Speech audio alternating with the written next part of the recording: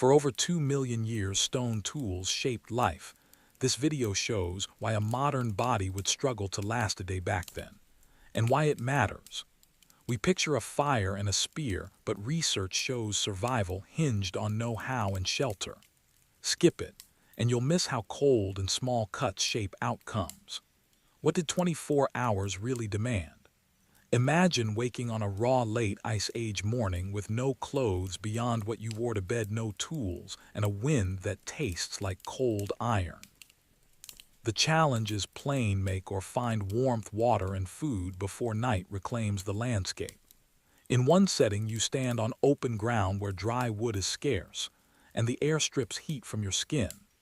In another, you crouch near a wind-lashed shore where shellfish sit under ice and surf rich, but risky if you do not know the tides. Elsewhere, under a scattered tree line or in warmer country shade, and tubers change the work of the day. Each place asks for a different set of small practiced skills. Alone and untrained, you run out of time and muscle far faster than you think. A single ember can be the hinge between comfort and collapse. Animal fat lamps, when available, burn for long stretches. Experiments suggest a few hundred grams of fat can keep a lamp going through a full day, while small bundles give only an hour of light.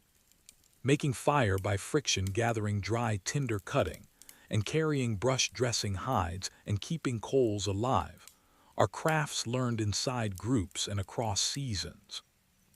Cooking softens food and raises net energy from meals. Without fire, raw food leaves you colder and less energetic. Likewise, a sharp flake is only useful if you can hold it, haft it, and keep your fingers from numbness or cut. How do we know these small facts make the day so hard? The record hints at answers: traces of hearths, lamps, treated stones, and repeated repair all point to planning and shared tasks.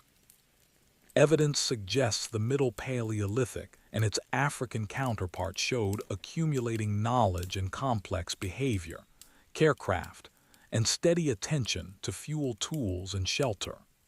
If you survive the night, the first thing you need on waking is what those records emphasize most: a managed ember, dry fuel, and a partner to hand you a wrapped hide. How the archaeologist reads those traces is the story that follows. Fire begins not with a flash, but with choices: the right wood, the right tinder, and the patience to find them. In cold landscapes and after wet snow, the dry pieces you need are hidden where the weather cannot reach them. Dead standing wood, twigs tucked under rock overhangs, resinous branches that will burn hot and relatively clean. People of the past knew this. Where researchers have looked, microscopic charcoal and hearth remains point to selective gathering. Dead or fallen wood was preferred because it kindles more easily, and resin-rich species such as pine give a steady warming heat. Some natural tinders were prized above grass. Birch bark peels into thin, dry sheets. Moss and certain fungi catch and hold an ember. One fungus, known in folk terms as hoof fungus, is especially good at carrying an ember into flame. Making those choices is work. Friction methods, when practiced, produce an ember that must be coaxed into a nest of dry material. Soft woods like lime, laurel, and ivy rank among the best for producing heat quickly when drilled. Striking stones to make sparks is another route, using flint or similar silica-rich rock to catch a tiny spark on dry tinder. Yet neither approach removes the scouting on open steppe under wet snow or beside a wind-scoured slope. Finding enough clean fuel and suitable tinder can take hours. The archaeological pattern fits that hard logic. Hearths with particular charcoal types and layers of ash suggest people plan their fuel, and in wooded settings, a short walk could yield stores of dead wood sufficient to sustain small fires for long stretches. For someone dropped into that world alone, without learned routes, without the eye for hidden tinder, the hours spent searching are the first danger. Cold numbs fingers that must roll a drill or pick out a dry curl of birch. Wet hands ruin grass and moss. The record shows fire was not a trick, but a managed resource. Materials first, flame second. How do you turn the ember you win into a bed of coals that will see you through night and wind? Cold weather quietly raises the bill for staying alive. Hunters working hard outside in cold environments could burn several thousand calories in a day, far more than a typical modern diet provides. Some people in harsh places have been recorded eating tremendous amounts of meat that need over 3 kilograms a day in one study, yielding roughly 5,500 kilocalories. And in the coldest, most active groups, energy demands may have climbed still higher. A human body without layered insulation or an ember bed simply wastes fuel faster. Every shiver is a small tax on your stores. But not all calories are equal. Lean muscle yields surprisingly few calories by weight, about 1,000 kilocalories per kilogram of dry lean meat, and a diet that is almost only lean flesh is dangerous. Ethnographers and archaeological records use the phrase rabbit starvation to name the condition where too much lean protein and too little fat make people ill. Archaeological kill sites show that marrow and bone grease were meaningful sources of fat, and yet some assemblages seem to leave major marrow bones unused. Experimental and biological work also indicates that dietary fat does more than add calories. It affects growth, health, and the ability to recover from hard work. Storing fat in the body is itself an old adaptive response to lean seasons. In a single cold day, the math becomes urgent. If you fail to reach a fatty portion of a carcass, or to secure nuts, marrow, or grease, the energy shortfall first eats away at warmth and steadiness of mind. Tired, hungry hands fumble, tender, numb fingers fail at delicate tasks. Illness from an imbalanced protein diet can arrive in hours for someone already calorie-starved. Surviving the next day means more than a sharp flake. It means access to fat and the knowledge to find and render it. What might you actually eat before nightfall? Plants, shellfish, or carrion? And how risky are those choices? A sharp flake is only part of a solution. Bind that flake to a wooden shaft with sinew-twisted plant fiber and a smear of sticky resin, and the object becomes a reaching tool, safer to use at a distance, stronger under force, and easier to aim. Archaeology shows microscopic wear and residues on stone points that match the traces left by bindings and glues, and there are clear chemical remains of pitch and plant gum on blades from Middle Paleolithic and Middle Stone Age contexts. A complex birch pitch recovered in Europe, for example, speaks to deliberate recipes and sustained heating, more than the accidental drop of a bit of tar in a fire. Other finds show people mixed resins with beeswax or mineral additives to change texture and stickiness, a quiet chemistry practiced over and over. How do you turn a sharp flake into a spear?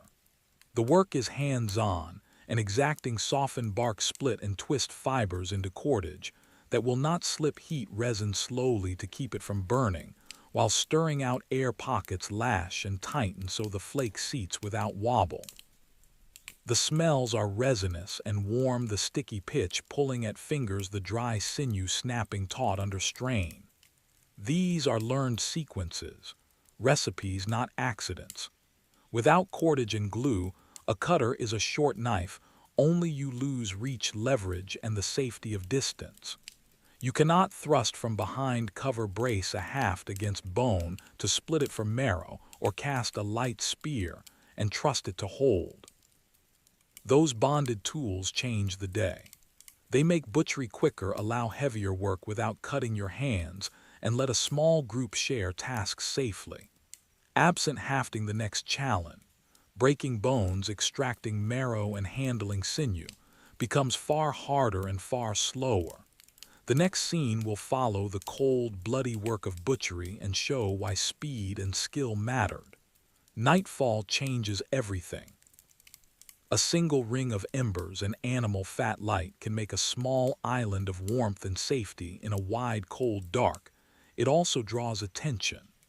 The fat lamp works by melting and feeding a wick, so the flame can burn for hours. Experiments with such lamps show a few dozen grams of fat buys you an hour, while several hundred grams can keep a light going through a whole day.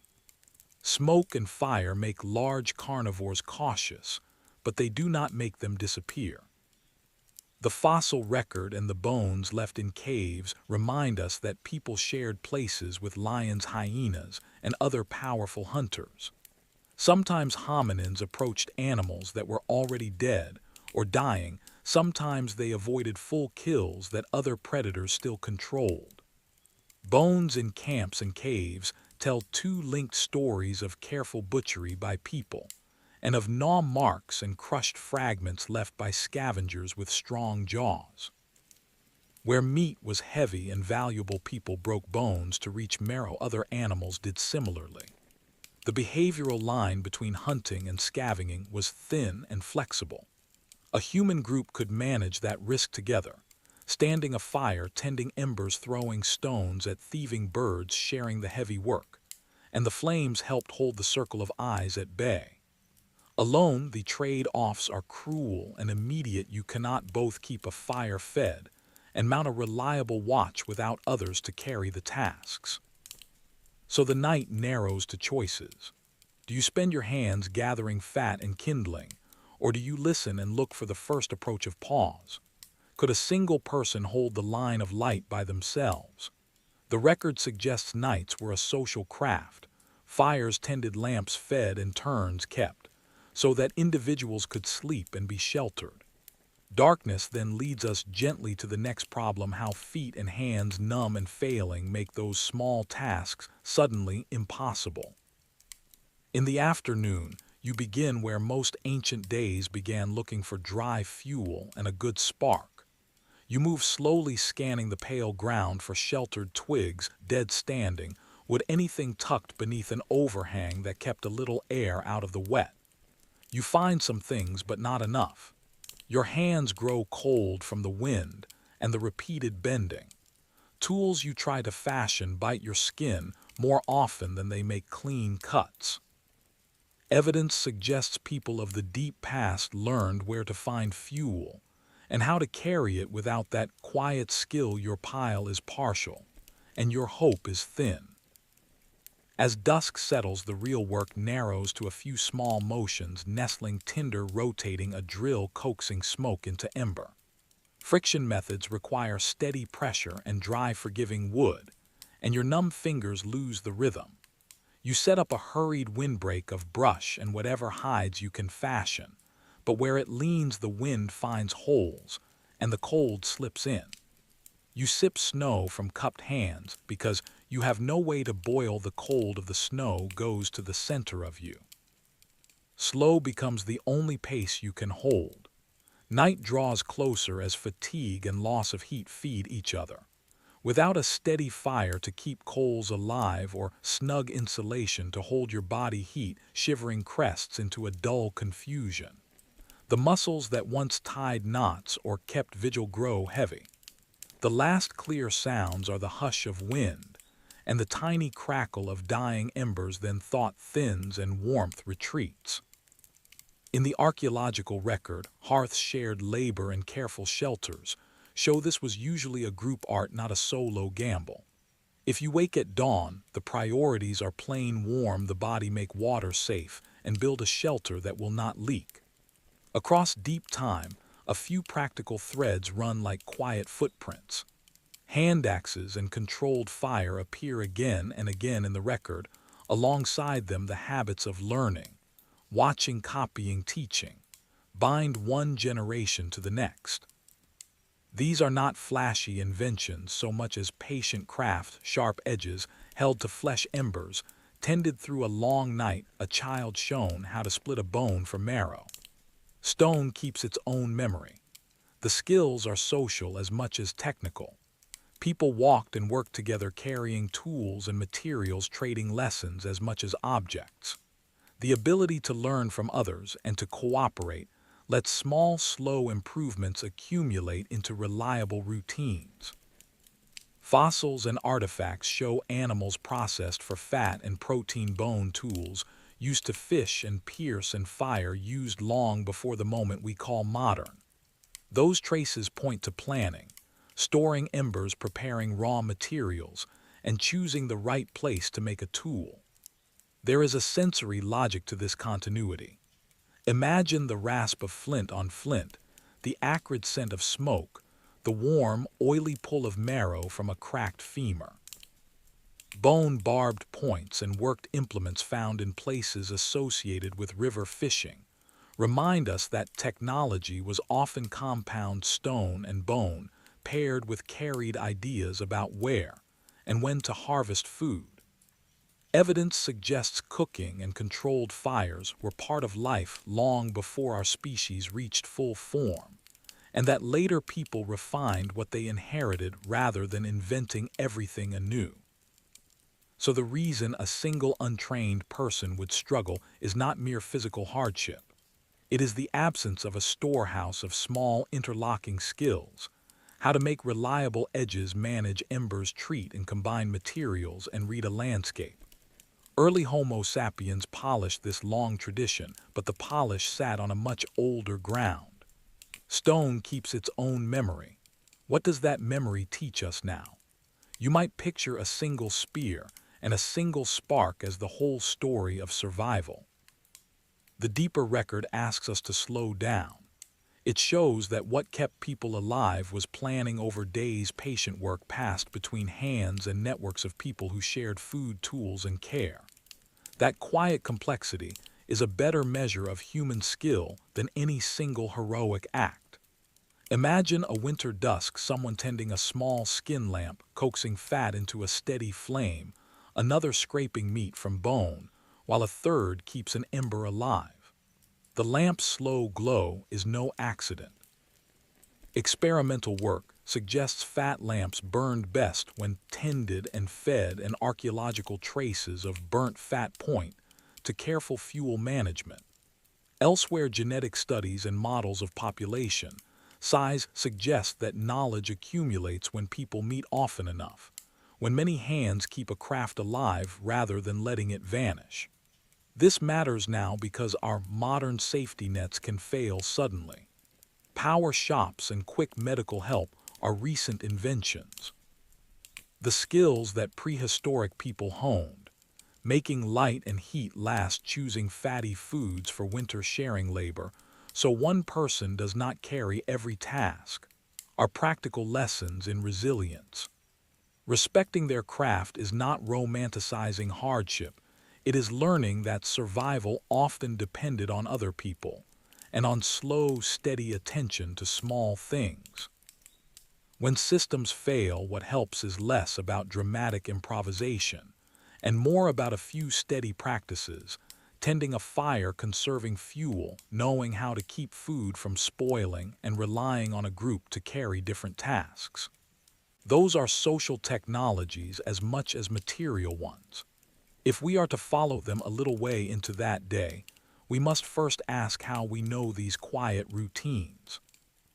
The traces are modest: hearths and residues, old lamps and bones, and the chemistry preserved in ancient molecules and genes, and they join to tell how a day was lived. You wake to a world that does not wait for learning curves. The air bites through modern clothing, your hands go numb where you fumble for something to make heat. A small, steady fire in the right place, kept with dry fuel and steady attention, is the difference between moving through a day and being slowed to clumsy, dangerous tasks. Archaeology and studies of past people remind us that making and managing fire, choosing fuel, and keeping coals alive were everyday crafts, and that food, clothing, and shelter were often the product of shared knowledge. People passed skills along, and networks of contact mattered as much as individual skill. The image is quiet smoke threading into a gray sky, a sharpening stone, biting the edge of a flake, a strip of hide being lashed where a knot must not fail. Such practices were learned routines repeated until hands and eyes knew the work without thinking, preserving warmth, food, and the power to travel.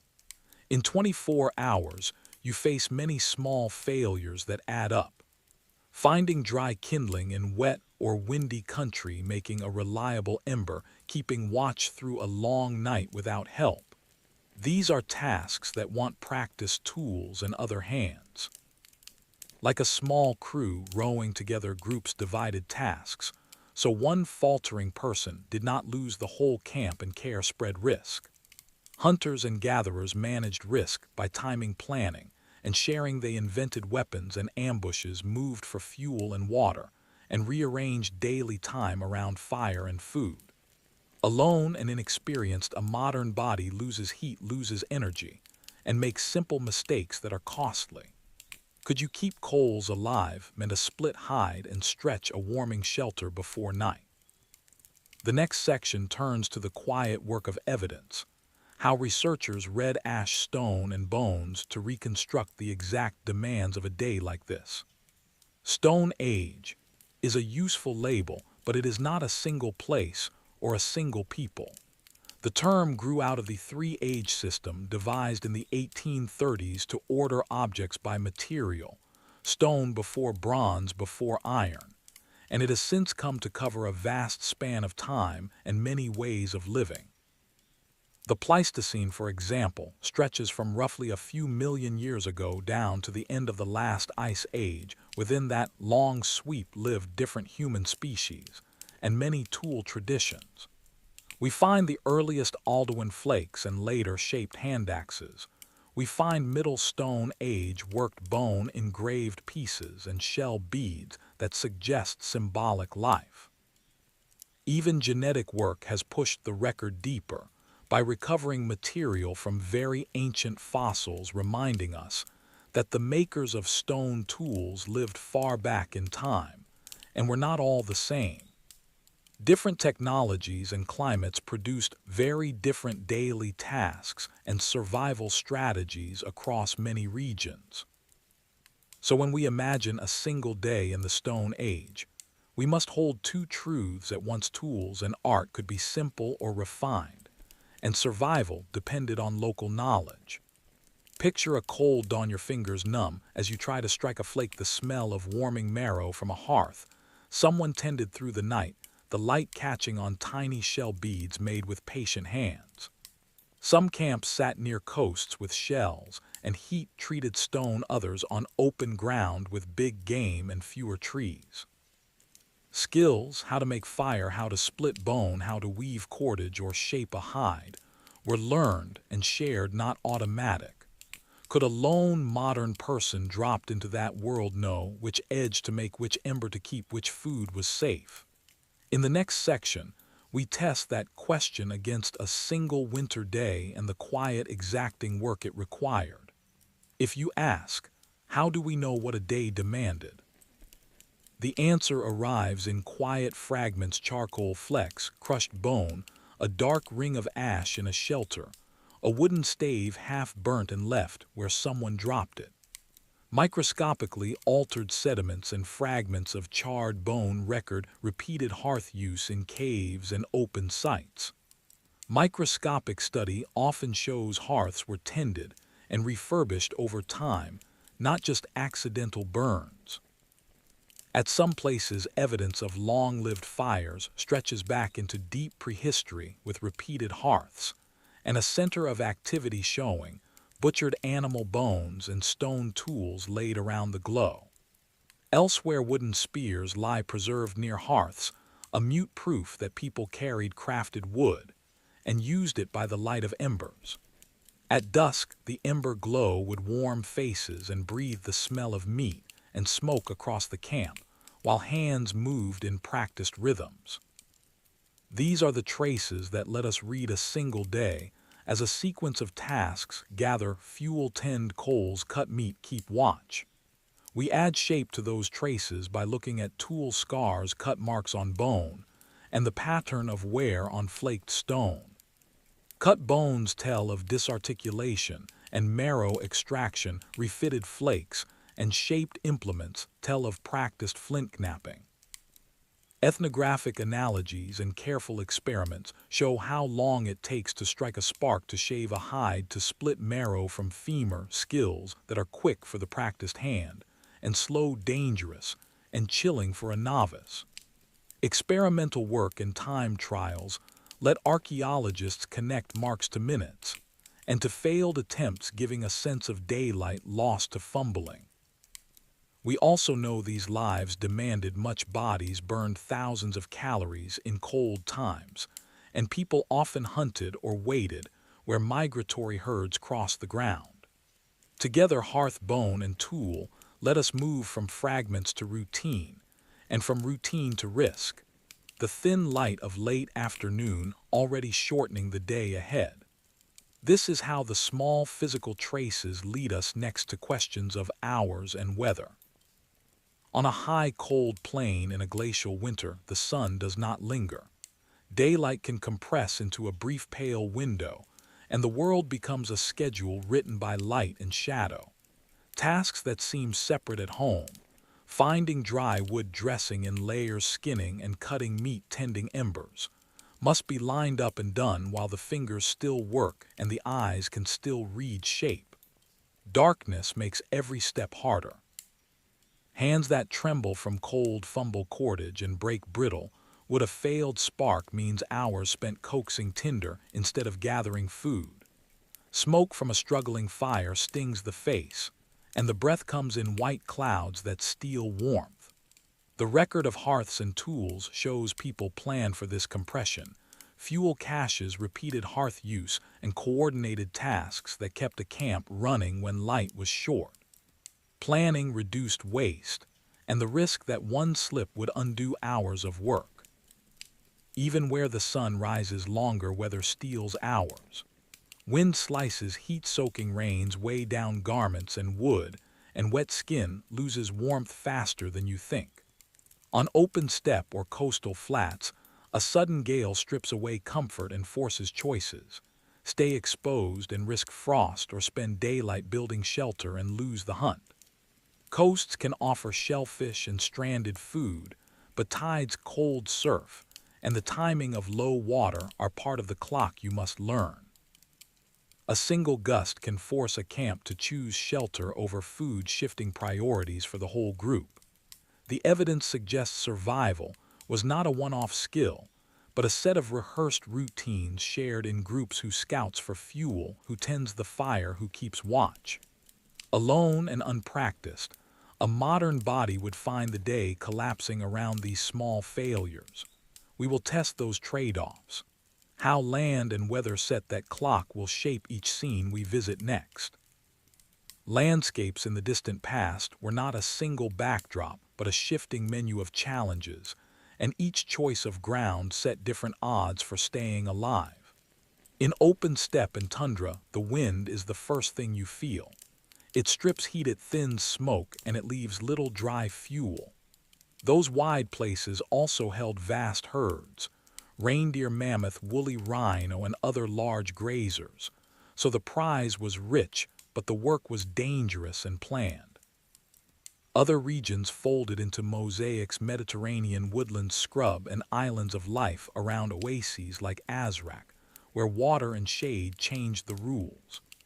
Coasts offered a different set of gifts and traps. Lower sea levels once pushed shores far out, and then drowned them again. Entire coastal camps are now underwater, their signals lost beneath the waves.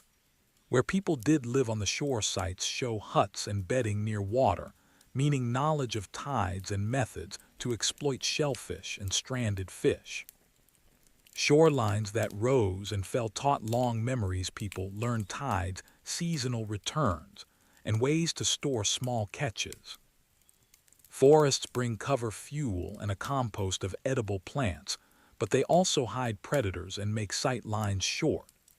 Moving there needs quiet steps, the right digging tools, and seasoned knowledge of what plants are safe.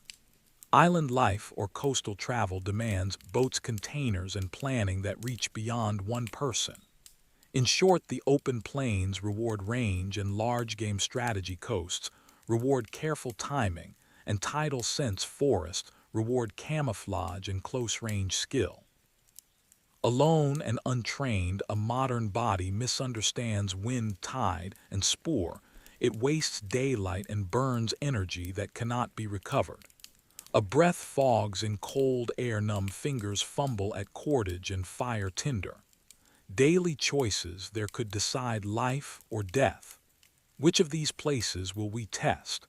A midwinter camp on the steppe, or a shore where tides hide the next meal?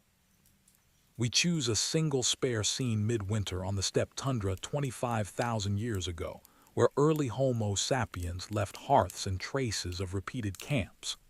The ground is open and wind moves without softening. The airstrip's heat quickly, and daylight is a precious shrinking window for every task. Archaeological patterns from this span show tightly arranged hearths and occupation, features a quiet signature of people who planned for cold nights and managed fire as an everyday engine of survival. A hearth here is not occasional bonfire, but a tended bed of coals kept alive through the long night, the difference between steady warmth and creeping frost. In some places, the remains of heavier structural work suggest people invested time and material into shelters that lasted beyond a single night. That investment is the central contrast. A modern person dropped into this place with only ordinary outdoor experience, and no stone hides no cordage, and no steady ember to tend faces a fast cascade of small failures. Wet hands blunt stone, lost tinder, any one of which ends the day.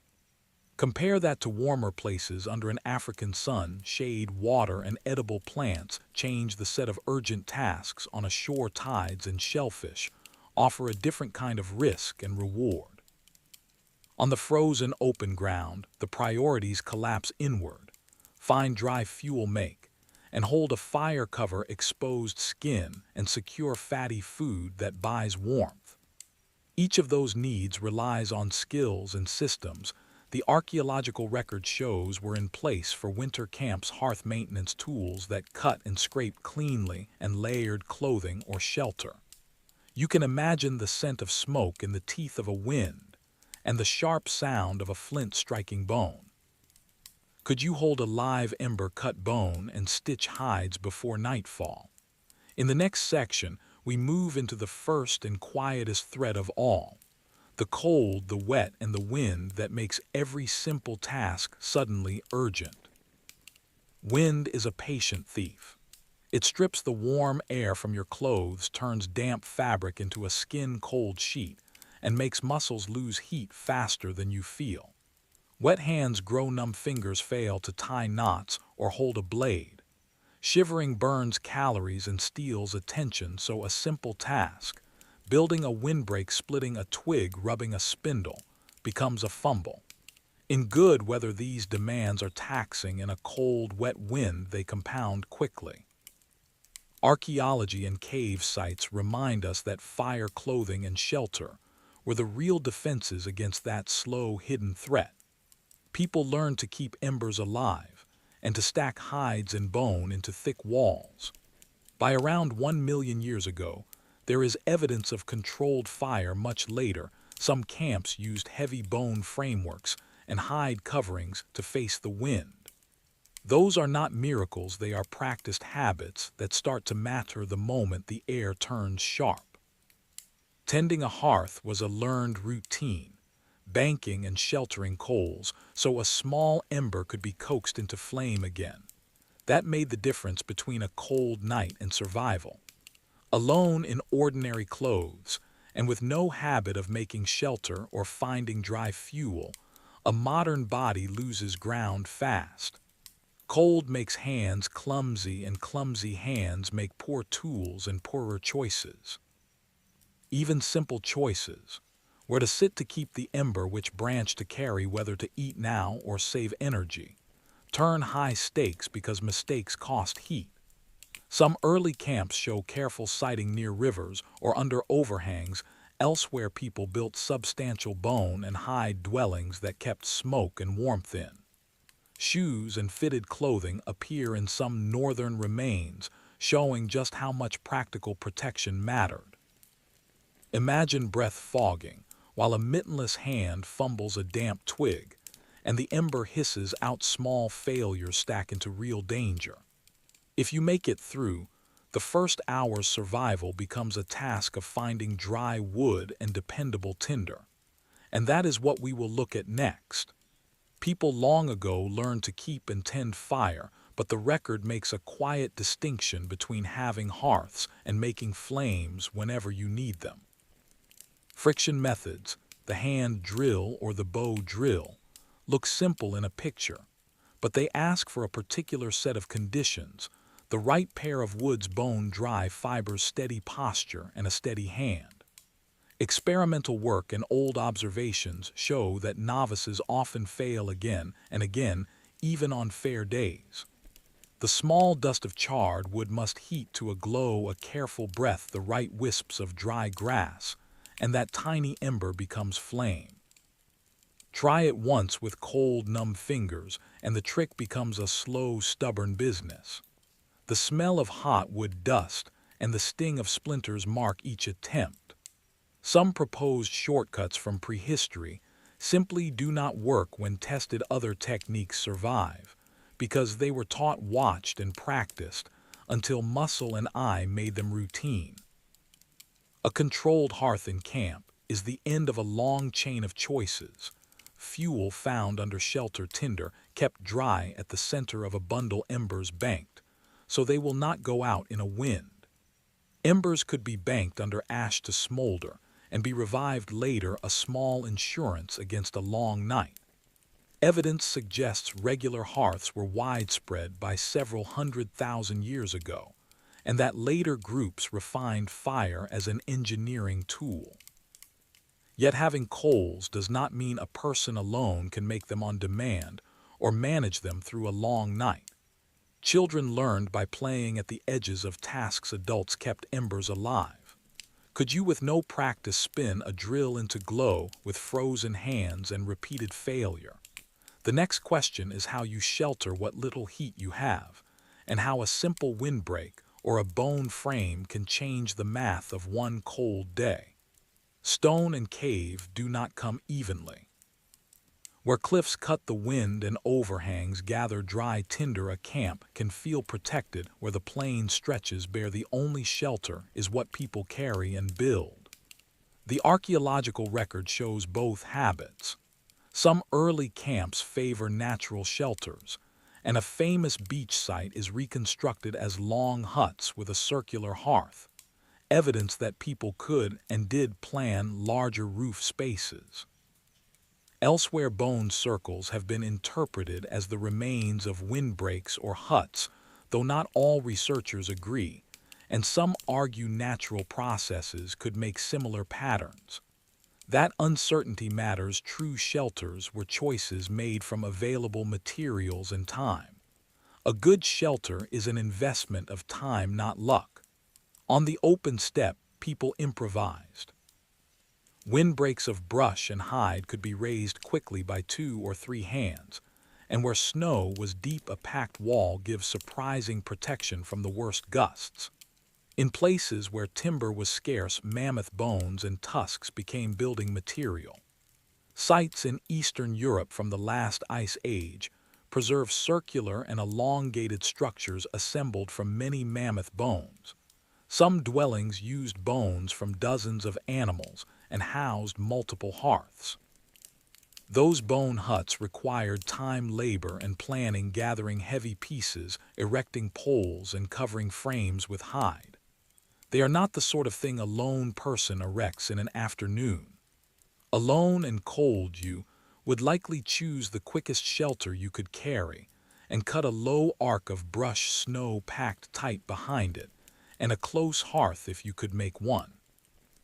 Hands numb, feet cramped, you would learn how much the simplest wall buys you, and how much you still need dry hides, cordage to lash poles, and someone to help lift the heavy loads. The next need, quietly urgent, is clothing and insulation. How to wrap a body against a long night. A stitched hood or layered furs can buy many hours. Cold wind finds every gap. For people on the late Ice Age, step the difference between a working day and a very short day often lay in garments. How skins were prepared, how seams held, how layers trapped air. The archaeological trace of that skill is small, but telling-eyed bone needles appear in the record, including a point recovered at Sibudu that dates to the deep past, and many researchers note that by later Ice Age times, some groups were routinely sewing tailored clothing. At roughly the same moment that tailored garments appear in some places, other populations still used draped skins and simple wraps. Thermal modeling and careful study of tools suggest fitted clothing, added real insulation. Infants and children in particular needed close-fitting layers to survive the cold. A fitted parka traps warm air near the skin, increasing insulation, and the scrape of hide and smoke smell quietly mark the camp. Making those garments is a quiet, exact work. Hides must be scraped and stretched until they lie soft. Sinew or plant fiber is twisted into thread, and awl or a bone point opens holes through which stitching passes. With a bone needle, you can fashion fitted pieces.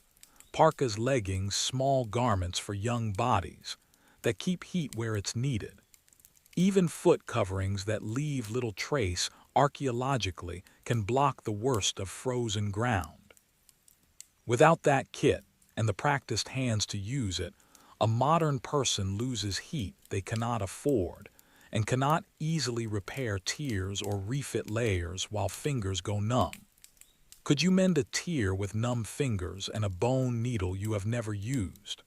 The record quietly answers that survival was social, and technical clothing was a crafted system, not an accidental cape. If clothing and fire are the first defenses, the next urgent need is water, something snow alone rarely provides without skill and containers to make it safe. Snow is not a water plan. Crumbling cold flakes in your mouth steal heat and dilute the salts your body needs. A steady trickle of warm fluid is what keeps hands working and joints moving. In the past, safe drinking usually meant boiling, and boiling needs a way to hold hot water.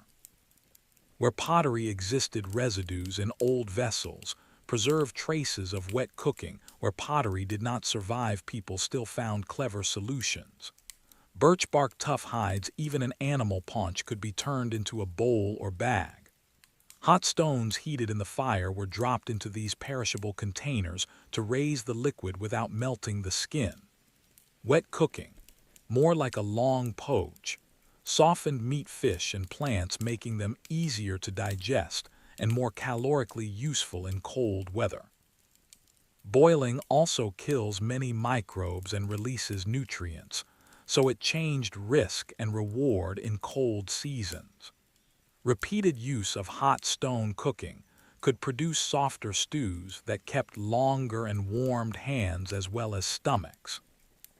Archaeology rarely keeps skin and bark, so much of this craftsmanship is whisper-thin in the record. Yet the marks left on tools, patterns of burnt stone, molecular traces in pottery, and ethnographic parallels point to a rich material world of containers and hot stone techniques. Some sites show charred fragments, and where that fit this use elsewhere, the logic is simple: water and storage must have been carried, and animal bladders or stitched skins are plausible carriers, even if they do not survive. Imagine a single winter evening. You gather scarce dry fuel, rig a hide between sticks, warm stones until they hiss, and slide them into trembling water until steam rises. That steam buys hours of warmth and preserves food without it thirst and cold close and fast. If making water was this much work, what does that mean for the food you need to keep warm? Most wild plants are polite until they are not. The record suggests that in temperate windows, plants could supply the bulk of daily energy, while in cold phases they still provided a useful fraction. But the visible green is not a label of safety. Many species decay fast, and the kinds people relied on rarely survive in the archaeological record unless charred or waterlogged.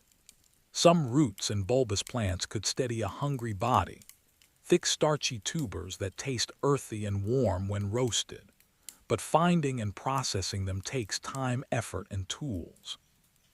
Grinding stones and cobbles appear in sites because seeds, nuts, and tubers often need grinding or heating to be fully useful. Without a digging implement, a recipe for detoxification, and the hours to work, a modern person can easily mistake a harmful leaf for food or miss the calorie-rich parts buried beneath the soil. A simple root helps only when it is dug, cleaned, and cooked to remove bitterness and mild toxins. Skill more than luck. The shore can look forgiving. In some coastal sites, edible species dominate the collection, and limpets alone made up the vast majority in one assemblage. Limpets also keep well if stored under damp seaweed in cool caves for weeks. Some shellfish can be eaten raw, others open only with heat, and burned shells show that people roasted or boiled what the sea offered. Crustaceans were boiled where possible. Still, the beach has its traps, tides, and cold surf test timing and nerve, and improperly processed marine foods can make you ill within hours. Scavenging meat adds another set of demands. Sharp edges to cut, speed to remove marrow and fat, and caution, because other predators read the same tracks. Surviving a single day is often less about hunger and more about having the right tools and knowing how to use them. So what does a usable edge actually look like? Stone tools begin with rock and a quiet habit of knowing which rocks will break the way you want. Flint and other fine-grained stones take a predictable fracture. You can strike a core and detach a thin, razor-sharp flake. The people who made and used these flakes learned to carry those good rocks with them, sometimes far from where the animals lay, because a ready source of nappable stone meant the difference between a useful edge and a pile of useless fragments. The archaeological record shows butchered bones lying near stone tools and cores, which tells us that simple flakes were the sharp teeth of the time. Those flakes could slice meat and strip hide, but they came from a process. A struck core yields many flakes, not just a single finished knife. They were quick to produce at a kill site, made as needed and easily reshaped when blunted. Stone keeps its own memory. Making an edge is hands-on work. A novice can strike too hard or at the wrong angle and shatter a core, wasting valuable material. Flakes fly with thin, glassy edges that do their work well, and they cut skin as easily as sinew.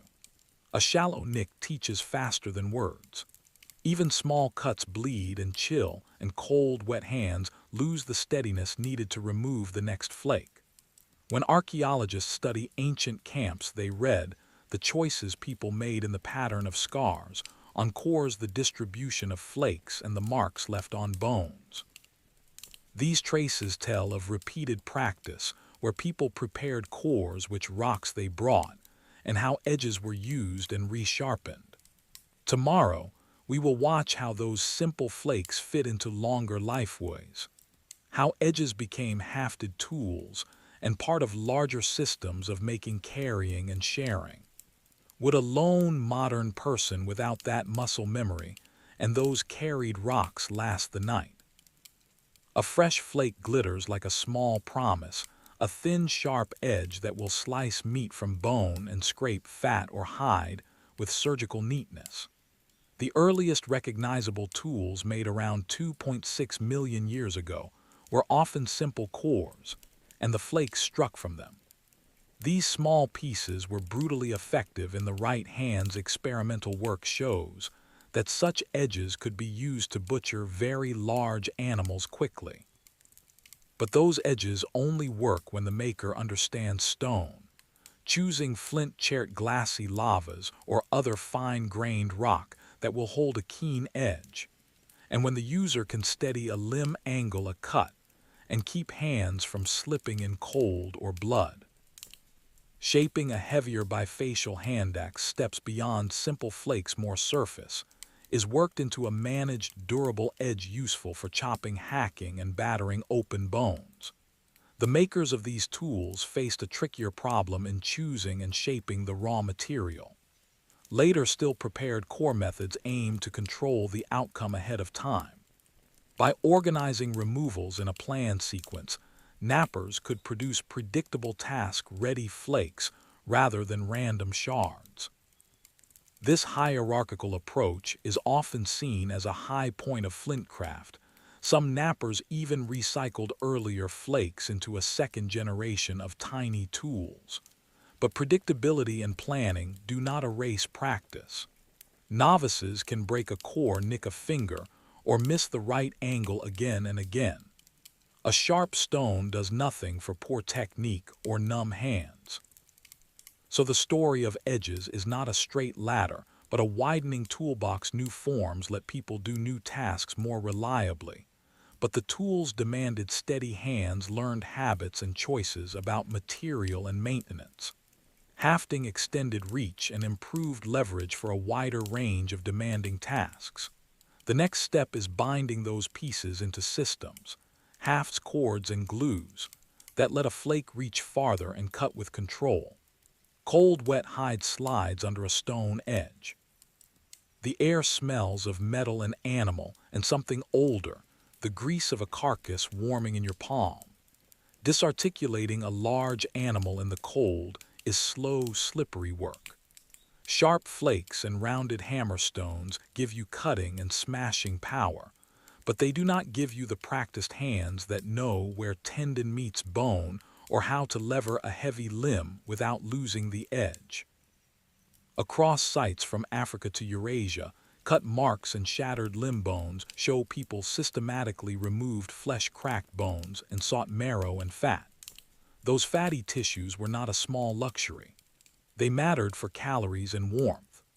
Marrow is concentrated energy, a dense reserve of fat and calories that helps restore warmth and stamina in cold conditions. Careful technique and practiced motion turned heavy bone into edible wealth. Without that skill, much of the prize is wasted or left to scavengers. Alone, that time is the danger.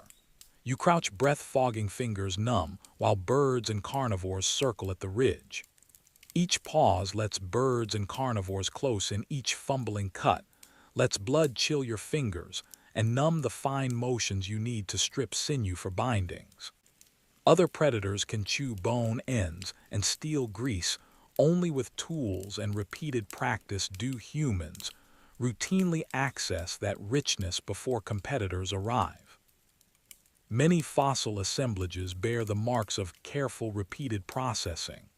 Broken bones, scraped surfaces, clean removal of meat, signs of coordinated work and fast action. As light dies, mistakes cost meat, heat, and time, and choices collapse into a single urgent triage. Which do you try first as daylight tightens and the tracks outside grow noisy with life? Cold ground takes a body's edges first. Bare feet on frozen earth go numb in minutes. A rolled ankle that you would steady with a boot becomes a serious limit when every step counts. Fingers lose feeling and then skill. Numb thumbs can't cinch a binding, fingers that once tied knots can no longer wrap sinew or spin a drill. Wet gloves once soaked stiffen and lock like boards. These are small failures that cascade. A frozen grip means no tinder, no repaired clothing, no steady stone flake held for careful cutting. The scene is not dramatic, only relentless. The cold steals dexterity and time in equal measure. Breath fogs in the air, the smell of wet fur and smoke is constant and cold. The bones remember that work. Fossil hands and feet show the shapes of repeated use, deep muscle scars, enlarged fingertips, and joints shaped by strength and control. Archaeological tools, simple flakes and shaped edges that endured for a very long span, record handcraft and constant repair. Later on, bone needles appear in the record, a clear sign that people stitched hides into fitted clothing rather than merely draping skins. Healed injuries and wear on bones tell a quieter story. These bodies were built and trained for hard, steady labor, and they were cared for when damaged. This shaping comes from long practice and social learning within groups. A modern person dropped into that routine without tailored clothing practice knots, or the company that shares watch and workload, will find small things fatal. Frosted fingers, a sprained foot, a failed fire drill. Any one of them erodes the day until warmth and skill are out of reach. Night routines favored pairs who shared embers and kept watch together. The evidence suggests survival was choreography, hands that knew the motions, feet hardened by habit, and other people to mend what broke. How that care looked at night and who kept the embers alive becomes the next question. Bones and broken tools keep a quiet record of what people did for one another. Some skeletons show healed fractures and long survival after major injury, suggesting care stretched over weeks or years. A famous example is an individual who lived on despite severe disability, implying relatives must have softened the harsh edges of daily life. Archaeological patterns. Repeated hearths shared sleeping places and tools that work best when maintained. Fit, a simple picture survival was distributed. Many hands reduced the risk that any single mistake would be fatal. Social rules and pressure likely helped too, encouraging people to restrain short-term gain in favor of keeping the group healthy. In plain terms, sharing pooled food, knowledge, and labor so one person's mistake did not become the group's catastrophe. Like a woven basket, social ties held many small burdens together. Late afternoons on a cold plain give this idea its shape. One person climbs for dry wood, while another keeps coals alive. Someone with steady fingers carves sinew into bindings, as a third prepares meat near the smoke. The embers hiss, and the smell of heated hide mark a small communal economy. Fuel gathered, embers tended, food prepared and shared. Healed bones tell us someone once slowed the bleeding and kept a fire going for an injured band member. Residue and wear on tools suggest shared tasks like butchery and hide work. Where gossip and moral monitoring held groups together, those norms became a quiet lifeline, making cooperation not just useful but essential. The rasp of sinew on bone, the rising scent of roasting marrow, and the soft rumble of conversation make this economy feel alive. Left alone, a modern person loses the web that carries ordinary burdens. There is no one to fetch dry tinder, no one to hold a cutting stone steady, no one to keep watch while you sleep. Exhaustion, cold, and small injuries compound because the load cannot be shared. If you imagine another setting, warmer with different dangers, how might those same social skills look on the savannah? Across different places, those same skills shifted shape, and the rest of this film will trace those changes. The savannah hits like a statement: sun, pale grass, and a sky that gives nothing away. In that heat, water and shade are the first priorities. Simple stone tools and digging sticks are the quiet answers. A sharp edge to slice tough hide, a stout stick to pry a tuber from deep soil. The picture we have from early reconstruction shows groups driving predators from carcasses and using sticks to dig roots. It suggests people balanced scavenging, plant gathering, and careful site choice every hour. If you do not know where the water lies, how long before your mouth goes dry? Without local knowledge of spring lines, dry season pools, or shady hollows, even a single day under that sun can be dangerous. The tools are useful, but they do not magically replace roots, wells, and the skills of reading the land. A missed spring or a misjudged shade can turn a long day into real danger. Keeping watch and sharing work make the difference between a long day and a fatal one.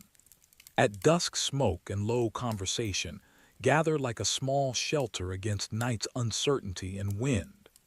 Cooperative vigilance, some eyes on the distance, some hands on the fire or the digging, stretches time into a safer rhythm.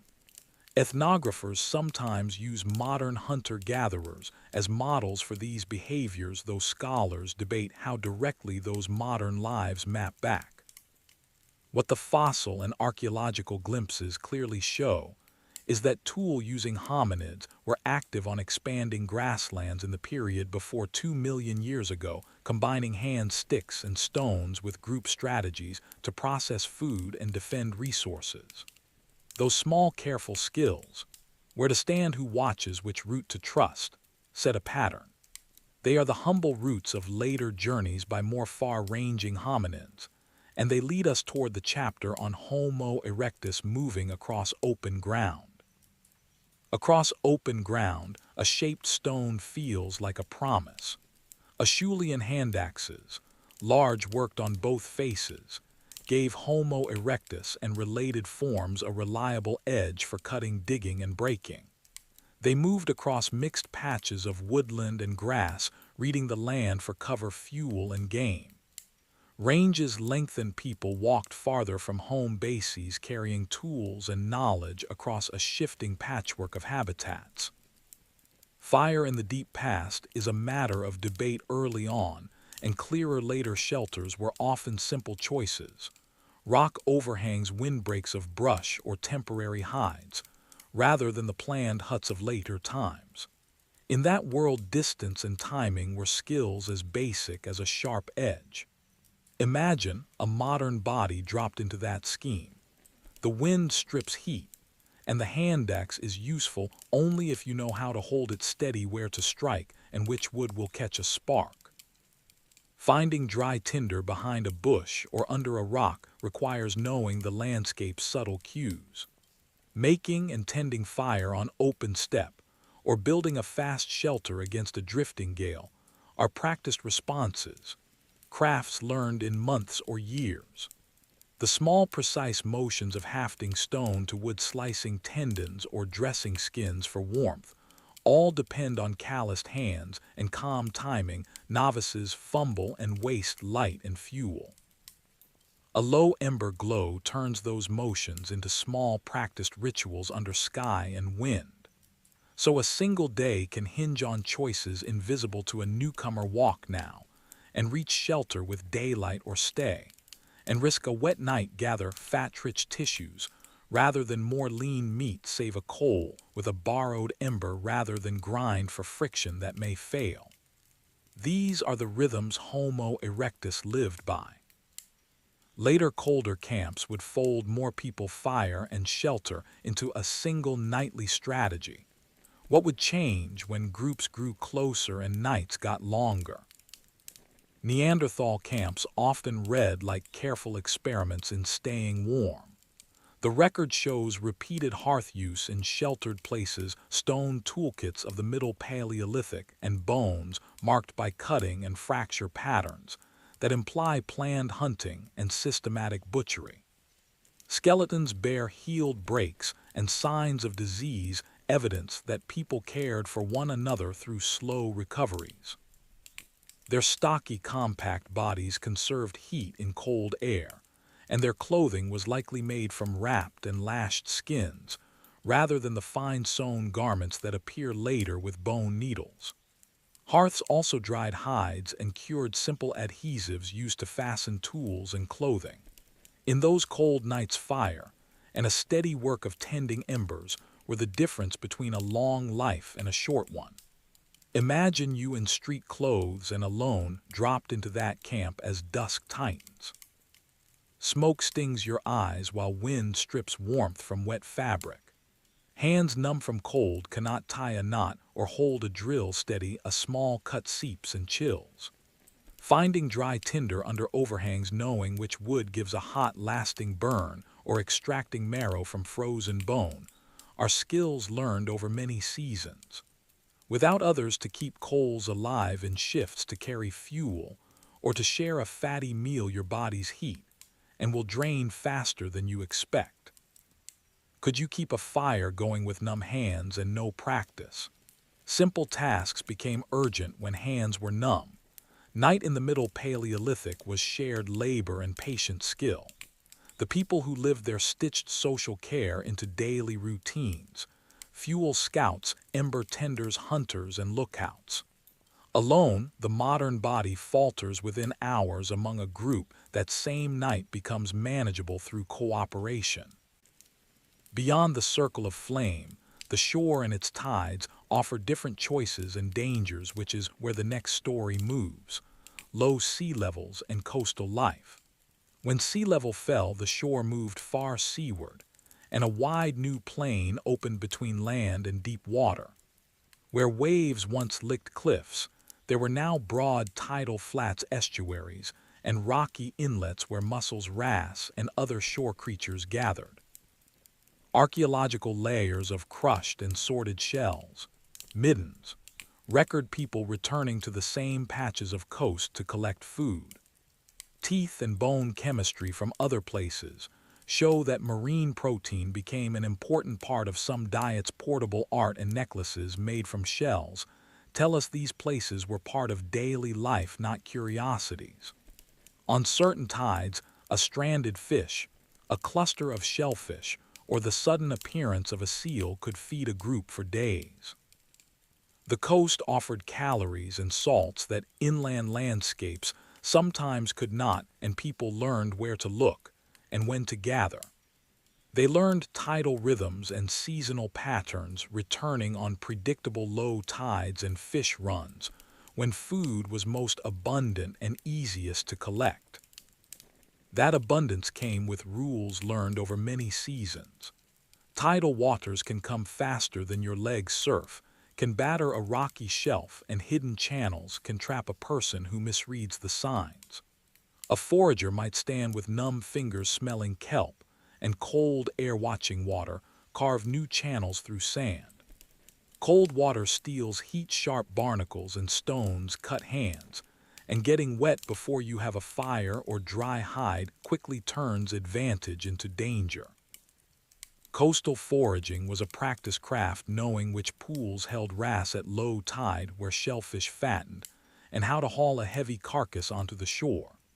Without that local skill and a group to share labor, a single outing can end in hypothermia injury or being cut off from safety. The shoreline that fed people so reliably also demanded respect, especially where low sea level narrowed crossings and made every choice about timing and route a matter of consequence. Could you read that ribbon of shore well enough to live by it? Islands make small things of big stories. On Flores, excavations uncovered people no more than 1 meter high, and the evidence suggests a short water crossing by an early Homo population that then lived apart long enough to change. Islands elsewhere show the same pattern in animals. When life is boxed by sea bodies and ways of living, often shrink and simplify to fit what the shore can supply. That shrinking is not just about size, it is about a different set of needs.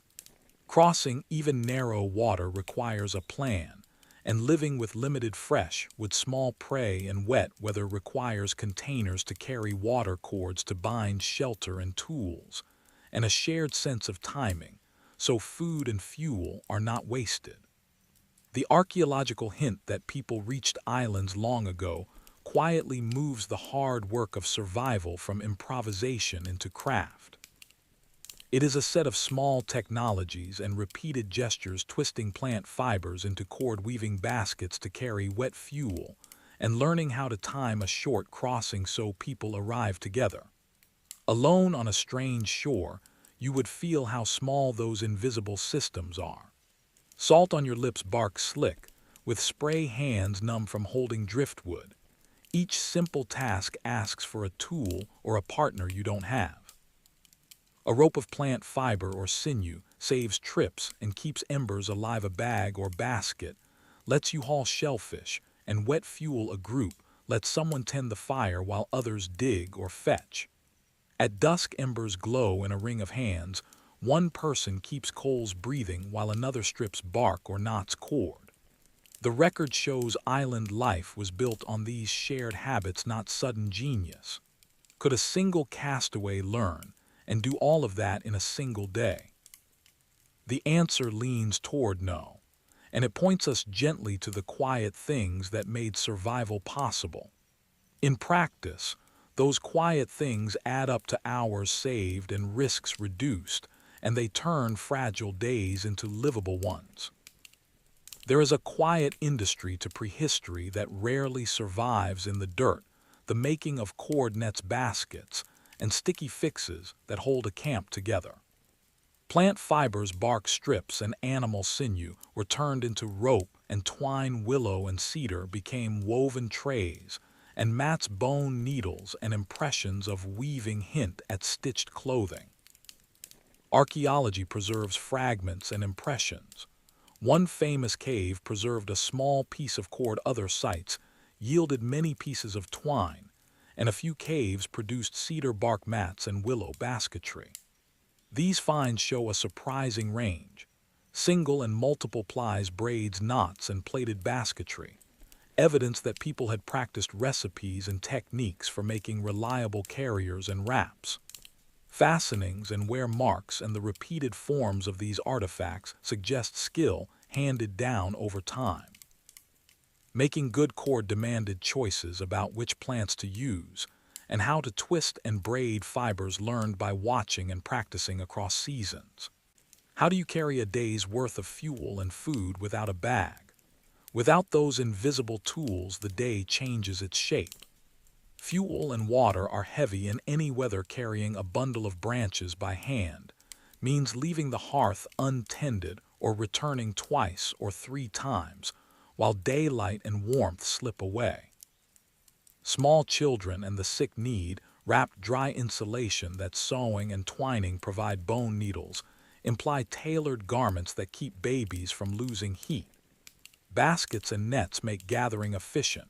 Roots, tubers, shellfish, and small game can be bundled and moved in one trip. Lacking cordage, you spend daylight shuttling, hands numb from wind and smoke, and the coals you saved grow thin. Those everyday crafts are not luxuries. They are what turn a scattered task list into a survivable routine. Picture that thin ember, then imagine what keeping it alive asks of rope, bag, and stitch. Hear the rasp of a bone needle, the soft creak of a basket under gathered roots and wet seaweed. A small bright wick in a shallow stone cup could change the night. Experimental work with animal fat lamps shows how a flame is not a mystery, but a cycle. Fat melts into the wick. The burning wick keeps the fat flowing, and a steady light can go on for hours if fuel and wick are replenished. One estimate from such experiments is that a modest amount of fat will keep a lamp burning for a day, and a little handful will buy an hour of light. Inside a hide tent, that small flame makes a soft, stuffy air, warm but smoky, while the smoke itself helps preserve hides and meat by drying and deterring insects. But smoke is double-edged. Archaeological traces of wood smoke in human remains warn that breathing fumes was a regular hazard, and airflow studies in shelters suggest hearths were placed with care so smoke did not smother sleeping areas. Some groups put fires near cave entrances, so the smoke drifted out in very large chambers. A deep hearth could be used without choking the occupants. The sediments left by repeated hearths, layers of ash and refurbished burning patches, tell a clearer story than a single bonfire. People tended embers, added clean fuel, and reshaped hearths again and again. Hearth management required choices: a pit sheltered from drafts, pockets of dry fuel and kindling kept ready, and a plan to keep coals alive through the night, or to relight lamps from stored fat. Smoke also marked a camp's presence, sometimes inviting visitors who wanted a share of flame. These are small, patient crafts, holding heat, stoking embers, rationing fat, that a single person without tools or partners would struggle to run alone. A partner might cup coals and warm frozen hands. If a camp's light and embers are the center of care and work, then what happens when a hand is cut or a body goes cold and needs tending? If you cut your finger on a sharp flake, the clock starts at once. Blood cools the skin, and makes fingers' clumsy, numb hands fumble at cordage and tinder. A slipped stone edge can drive a splinter into flesh, and bone shards from a butchered carcass do the same. Sprains and twisted ankles do not wait for infection. They slow you down, make every return trip for fuel take longer, and make it harder to climb or run from a predator. The archaeological record keeps a patient score: bones bearing repeated stress, badly healed breaks, and children with severe trauma remind us that injury was part of daily risk. Healed fractures and long recoveries also tell another story, that people helped one another. Stone keeps its own memory. You might watch a parent, one hand pressed to a child's arm, binding a finger with a strip of hide while breath mists in the cold. Care in camp moved like a slow practice stitch. Infection often takes days to leave a mark on bone, but its seeds are planted in that first hour. People who handled meat or who slept close together risked germs passed from animals, plants, or soil. In places without doctors or antibiotics, such infections could be fatal even for the young, as historic patterns show. Chemical tests sometimes find signs of disease where bones look normal, and other skeletons keep clear evidence of slow, painful healing. In short, you would face bleeding and cooling pain that erodes speed and skill, and the quiet threat of microbes, all before you had a small shelter built, a warm hearth kept alive, or a friend to bind the wound. We will look at the practical choices people used to tilt the hour toward healing rather than loss. Those small rules include how to make water safe to recognize spoiled meat, and to choose fats that keep you warm. What happens next depends on water, food safety, and the small rules people learned about what to eat, and when questions we will turn to in the next scene. Water and food are ordinary things we take for granted until they stop being ordinary. In a cold camp, a single bout of vomiting or diarrhea changes everything. You lose warmth, strength, and the clear hands you need to feed a small ember. Shellfish can be a steady, storable resource. Limpets, for example, will survive for weeks if kept cool and covered with damp seaweed, and some mollusks open only with heat, while others can be eaten raw. People at places like the Southern African site once ate game, plants, fish, and mollusks, and dental calculus and residue studies across regions show similarly mixed menus. That variety is not accidental. It reflects learned rules about which species to take, when to cook, and how to store them. Plants keep their own risks. Many edible roots, leaves, and seeds need processing or seasonally informed selection. Without that local knowledge, a bite can be a bluff. Meat, too, is not a single answer. Lean flesh without fat or carbohydrates brings a medical danger long noted by researchers. Excessive protein intake can poison the body, producing toxic metabolic byproducts, organ strain, dehydration, and in extreme cases, death. Microbial and chemical breakdown of food is driven by familiar forces. Water and time weaken proteins and fats, change textures and smells, and make tissues unsafe. Archaeological work on degraded biomolecules reminds us that these processes begin long before the meat smells truly bad. How would you tell the safe from the dangerous in a single day? You would need learned patterns: which tide pools shelter shellfish that keep, which plants require roasting or leaching, where to find fat and marrow to balance a lean meal. These rules were part of daily craft and teamwork. Ahead lies another skill set, the quiet art of reading weather and tracks, that turns those rules into timely, life-saving choices. These skills were taught, practiced, and shared every day. Clouds are not just sky decoration, they are a language. A band of low, hard cloud rolling from the plain hints at wind and wet. High, wispy streaks can mean a long, clear day ahead. Birds speak the weather too low. Hurried calls often follow the first thin rain, while silent roosts can mean a storm is coming. Snow itself tells a story. Powder that cups underfoot means loose drift, and easy travel. Icy wind-packed crust warns that every step will cost heat.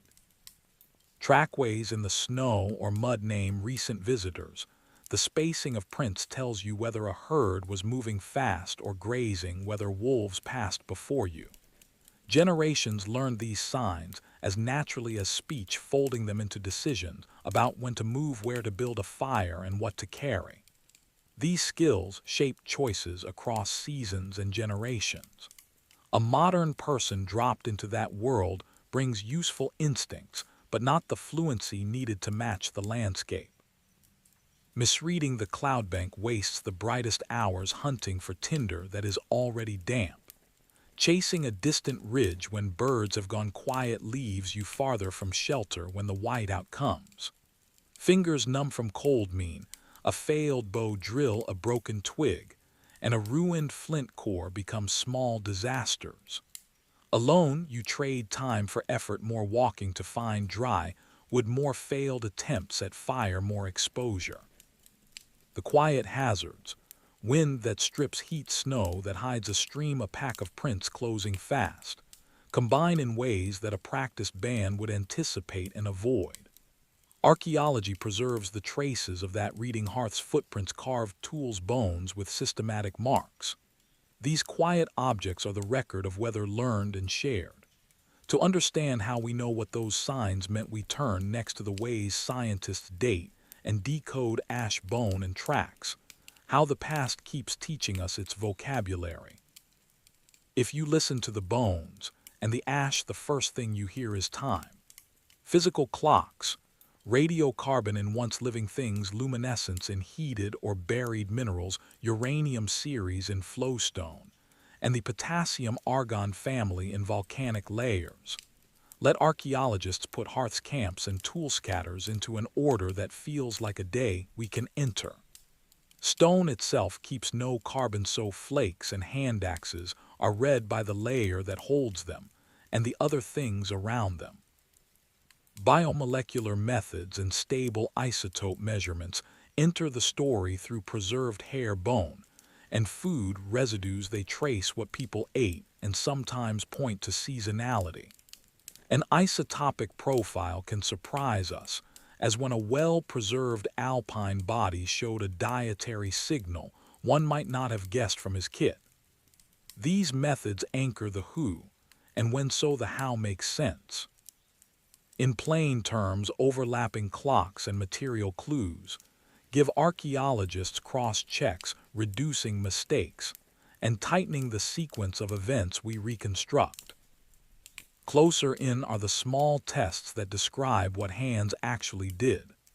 Microscopic use, wear, and residue studies show whether an edge-sliced hide cut meat or scraped plant fiber. Experimental replication teaches how brittle or durable a technique is in wet weather. Biomolecular traces on tools and in teeth help link people to particular resources across landscapes. Picture a finger numbed by wind, fumbling a drill spindle, the scent of smoke when embers finally take the salt shine on a hand-picked shell. These are the routines the sciences reconstruct. Imagine a hand warmed by coals, then pulled back when smoke stings the eyes. Small choices like that shaped survival minute by minute. Like stitches in fabric where marks and residues stitch together the outline of daily practice. Together, dates, isotopes, wear, and molecules build not just a toolkit but a timetable of tasks. We will use these stitched clues to map a likely schedule of tasks. How those tasks stack over a single winter day is the next question we will follow into dusk and night. If you wake into a second day, the first work is almost always warmth and water. A single low ember can mean the difference between clear hands and numb, fumbling fingers. You set coals into a sheltered pit, bank them with dry brush if you can find it, and keep smoke low so eyes and lungs are not wasted. Snow will melt into weak cold water unless you can heat it, so a flexible container and a plan for boiling are next in line. Without a vessel melting and drinking snow cools you further.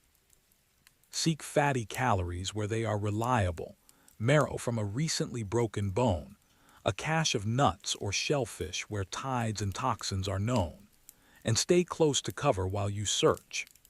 In the real past, this is precisely when a group decided whether to fold you in the record of long-term care, and some people suggests others often did.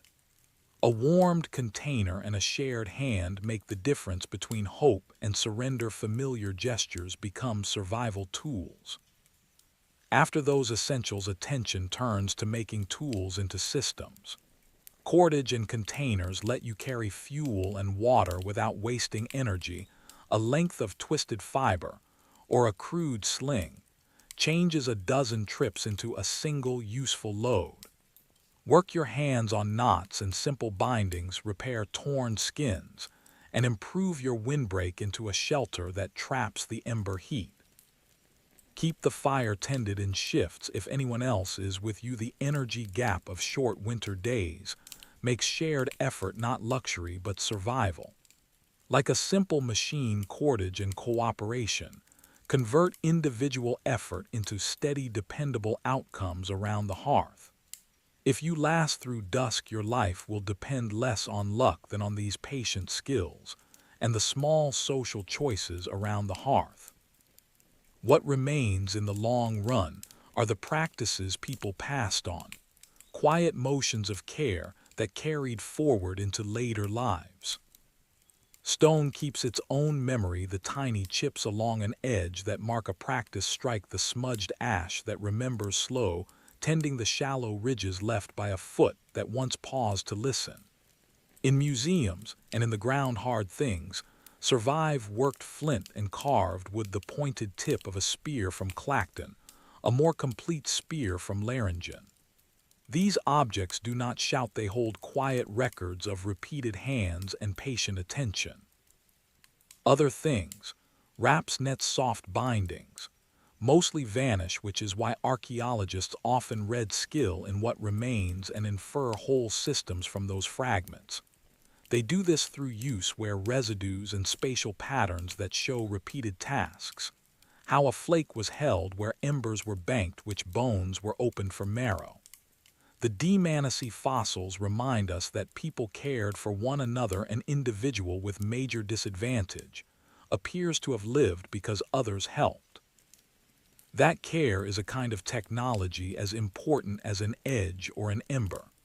Imagine a small circle of people, breath fogging in cold air, one coaxing a stubborn ember with soft, steady breaths, while another molds a wrap against a hurt limb. These are practical acts that archaeology lets us glimpse. Stone keeps its own memory. We inherit that patience even when we have forgotten the motions. The way fuel is gathered for a steady fire, the careful splitting of a marrow bone, the shared rotation of tasks that keeps a circle warm. Those rhythms were learned by watching and doing, passed down in slow demonstrations rather than written rules, so skill becomes muscle and habit. With humility for those crafts and gratitude for the web of help they imply, we can imagine a different tempo, slow, watchful, precise, rather than frantic improvisation. Letting the fire burn slow and steady is less about flame and more about relationship to place, to tools, and to one another. How will we carry that patience forward when modern comforts fail? Stone keeps its own memory. The tiny chips along an edge that mark a practice strike the smudged ash that remembers slow, tending the shallow ridges left by a foot that once paused to listen. In museums and in the ground hard things, survive worked flint and carved wood, the pointed tip of a spear from Clacton, a more complete spear from Laringen. These objects do not shout, they hold quiet records of repeated hands and patient attention. Other things, wraps, nets, soft bindings, mostly vanish, which is why archaeologists often read skill in what remains and infer whole systems from those fragments. They do this through use where residues and spatial patterns that show repeated tasks. How a flake was held where embers were banked, which bones were opened for marrow. The Dmanisi fossils remind us that people cared for one another. An individual with major disadvantage appears to have lived because others helped. That care is